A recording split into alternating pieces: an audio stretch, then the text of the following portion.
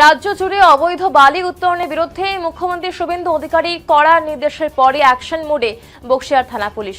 বুধবার গোপন সূত্রে খবর পেয়ে বক্সিয়ার থানা অন্তর্গত রায়ডাক নদী সংলগ্ন জলধোয়া, পলিকা, মধুর ভাষা সহ বিভিন্ন এলাকায় অভিযান চালিয়ে বক্সিয়ার থানা পুলিশ এবং বক্সিয়ার থানার জোড়াইফাড়ি পুলিশ এই বালু বোঝাই 4টি ট্রাক্টর আটক করার পাশাপাশি বেআইনিভাবে বালি পাচারের অভিযোগে সদানন্দ অধিকারী, প্রবীণ বর্মন, রবি দে এবং সাহেব হোসেন আলী নামে 4 ট্রাক্টর চালককে গ্রেপ্তার করে।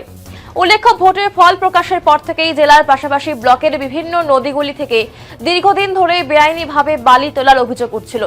তা সত্ত্বেও সুযোগ বুঝে কিছু অসাধু ব্যবসায়ীরা বালু পাচারের চেষ্টা করছিল। তবে রাজ্যের নতুন মুখ্যমন্ত্রীর বার্তার পর প্রশাসনের এই তৎপরতায় খুশি স্থানীয়রা।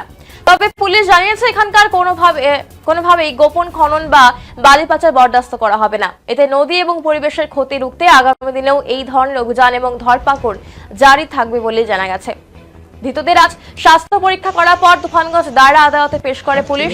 এই ঘটনার সঙ্গে আরো কোনো বড়সড় চক্র জড়িত রয়েছে কিনা তাও খতিয়ে দেখছে বক্সিয়া থানা পুলিশ। একদম সাইডে এ কোটা হলো 11 ওটা হলে ভালো করে গুনেন না।